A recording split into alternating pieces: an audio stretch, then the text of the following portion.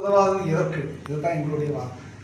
இந்த நாட்டில் நம்ம ஒன்றும் யார் அகதி ஒன்றும் கிடையாது. நமக்கு எப்படி இந்த மாவட்டத்தினுடைய பெரிய பணக்காரனுக்கு என்ன உரிமை இருக்கிறதோ அதே உரிமை நமக்கு இருக்குது. இன்னைக்கு இந்தியாவினுடைய அம்பானி, அதானி, டாடா, பிர்லான்னு சொல்லி பெரிய பெரிய தொழிலதிபர்கள், அதே போல் இந்தியாவுடைய பிரதமர் மோடி அவர்களுக்கும் ஒரு ஓட்டு தான் இருக்குது. தமிழ்நாட்டினுடைய முதலமைச்சர் ஆண்ட தலைவராக இருக்கட்டும், ஆளுங்கிற தலைவராக அவர்களுக்கும் ஒரு ஓட்டு தான் இருக்குது. நமக்கும் ஒரு ஓட்டு தான் இருக்குது. நம்ம தேர்தல் நேரத்தில் எல்லாரும் உங்களுடைய பிள்ளை, எங்களுடைய பிள்ளை, உங்கள் வீட்டு பிள்ளை, செல்ல பிள்ளை இல்லை பிள்ளைன்னு சொல்லி ஏமாத்துறாங்களே தவிர நாட்டினுடைய பொதுமக்களுக்காகவும் பாட்டாளி வர்க்கத்திற்காகவும் யாரும் குரல் எழுப்பது கிடையாது.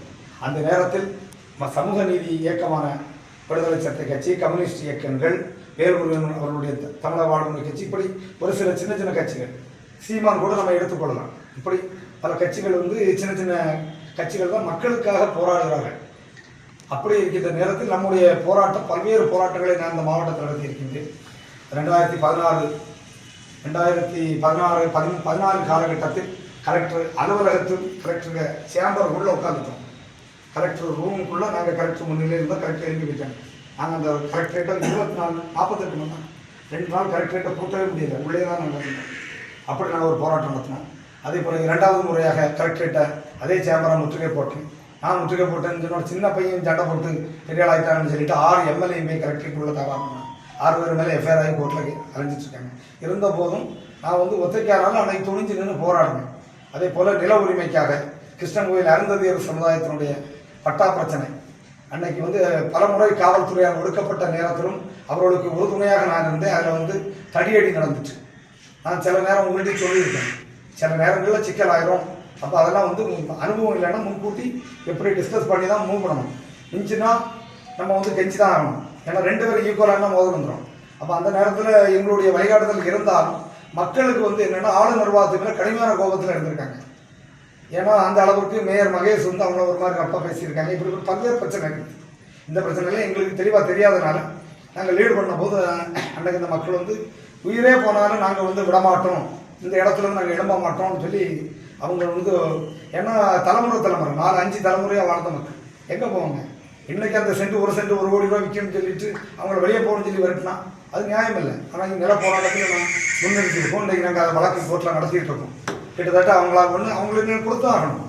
ஆனால் அதில் ஒரு சதி, மாநகராட்சியினுடைய நிர்வாகம், ஆளும் வர்க்கங்கள் சதி செய்து என்ன செய்கிறாங்க, அவங்க பேருக்கு பட்டாயம் மாற்றிக்கிட்டாங்க. மக்களுக்கு கொடுக்க வேண்டிய பட்டாயம் நகராட்சி பேருக்கு மாற்றிட்டாங்க. இந்த மாதிரி பிரார்த்தனை பண்ணாங்க. இதெல்லாம் நான் எதிர்த்து நாங்கள் போராடியிருக்கோம். அதே போல் ஆயிரக்கணக்கான தொழிலாளர்கள் போராடிகளின் வாழ்வாதாரத்தை பாதிக்கின்ற ஒரு இட்டாலியன் கேக் ஷாப்பினுடைய ஒரு தொழிற்சாலைன்னா 10,000கணக்கான ஆட்கள் வேலை பார்க்குறாங்க.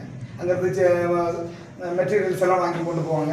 இந்த கேக்கு, மிட்டாயி, சிப்ஸு இதெல்லாம் வாங்கி தெருவில் வியாபாரம் பண்ணுறவங்க, இப்படியெல்லாம் நிறைய பேர் கைவண்டி வியாபாரம், தள்ளுவண்டியில் கொண்டு வியாபாரம் பண்ணுறவங்க, பைக்கில் கொண்டு கடைக்கடையாக போட்டு வியாபாரம் பண்ணுறவங்க, இப்படியெல்லாம் நிறைய பேருக்கு வாழ்வாதாரம் அதில் இருந்தனால நாங்கள் அந்த விஷயத்தில் நாங்கள் போராடணும்.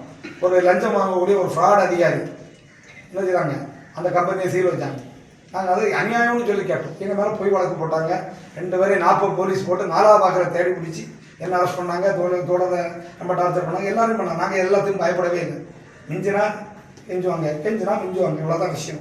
நாங்கள் ஜெயில் கீழெல்லாம் எல்லாம் பார்த்தாச்சு. முதல்ல தான் கொஞ்சம் பம்மிட்டு வந்தேன் ஜெயிலை பார்க்க. ஒருக்க என்னோட அழைச்சோன்னா சண்டைக்கு கூப்பிட்டோம்.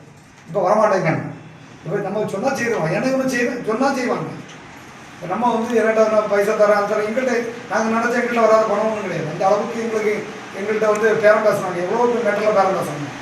சாதாரண மேட்டர் பெரிய பெரிய மேட்டர்கள் எல்லாம் பேரம் பேசுனாங்க. நாங்கள் எந்த இதற்கும் பேரத்துக்கும் வாங்க பண்ணி நாங்கள் நிற்க தான் செய்வோம். ஒன்றுலேயும் ஒரு வாக்கு கொடுக்கணும், கொடுத்தா அந்த ஆளுக்கு நிற்கும். மக்கள் பிரச்சனை சாதாரண அப்பாவி மக்கள் யாருக்கு போவாங்க? கலெக்டருக்கு நியாயம் கிடையாது, எஸ்பி நியாயம் கிடையாது, போலீஸ் ஸ்டேஷன் காரி துப்பாத வேணும். அந்த அளவுக்கு மோசம். அப்போ என்ன செய்ய முடியும்? அப்போ இந்த மக்களுக்காக யார் பொருள் கொடுக்கணும்? அதுதான் கம்யூனிஸ்ட் கட்சி. இந்த இயக்கத்தில் நான் வருவதற்கு முன்னாடி நான் பெரிய பெரிய கட்சியில் இருந்தேன். அதனால எனக்கு தெரியும். நான் காங்கிரஸ் இருந்திருக்கேன், பிஜேபியில் இருந்திருக்கேன்.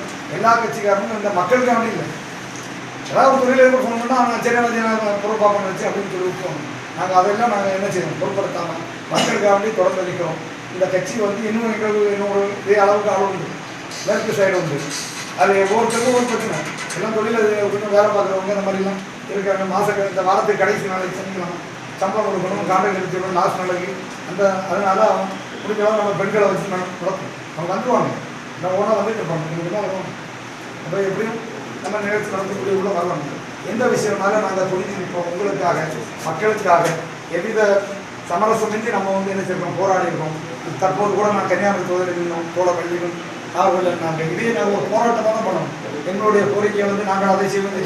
ஏழை மக்களுடைய அன்றாட பிரச்சனைகள் என்ன, இதை தான் நாங்கள் பிரச்சாரம் பண்ணி நாங்கள் இன்னைக்கு ஆட்சி அதிகாரத்தை பிடிச்சவங்க இல்லையா, அரசு மட்டத்தில் எங்களுக்கு ஒரு செல்வாக்கு இருக்குது. நாங்கள் கண்டிப்பாக மக்களுடைய பிரதான பிரச்சனைக்கு நாங்கள் துணிஞ்சு குரல் எடுப்போம். நாங்கள் சமரசம் நம்ம பைசா தந்தா இவன் அனுபவிக்கணும், அந்த மாதிரி எல்லாம் விலை போகாத ஒரு இயக்கமாட்டு சிபிஎம் கம்யூனிஸ்ட் கட்சி இருக்கும். எங்களை நம்பி நீங்கள் எல்லாரும் இணையலாம், மக்களுக்காக தொடர்ந்து குரல் கொடுக்கலாம். அதே நேரத்தில் அவங்க பிரச்சனையை மட்டும் நீங்கள் நினைக்கக்கூடாது, பிரச்சனை எல்லாருக்கும் வரும். அதே நேரத்தில் மக்கள் பிரச்சனையை நீங்கள் நம்ம கிண்டி விட்டோம்னா, மக்கள் பிரச்சனை பக்கத்தில் நின்னோம்னா நமக்கு பிரச்சனை தானாக தீர்ந்து. இப்போ நீங்கள் நாலு பிரச்சனையில் போய் தலையிட்டு அது அநியாயம் சொன்னால் எப்போ அவங்க விடமாட்டா, அங்கே போக முடியாது. அது போனால் அவங்க விடமாட்டாங்க, அடுத்தவங்க பிரச்சனை விட மாட்டாங்க. அவங்க பிரச்சனை விடுவாங்களா அப்படின்னு சொல்லி அவங்க அதிகாரிகள் பயப்படுவாங்க. அப்போ ஒன்றா சேர்ந்து நின்று நம்ம என்ன செய்யணும், மக்களுடைய பிரச்சனை லீடு பண்ணணும். எங்களோட இளைஞர்கள் மக்களுக்காக போராடுகிற கம்யூனிஸ்ட் கட்சிக்கு ஆதரவு தாருங்கள் என்று கேட்டு என்னுடைய அறிஞர்கள்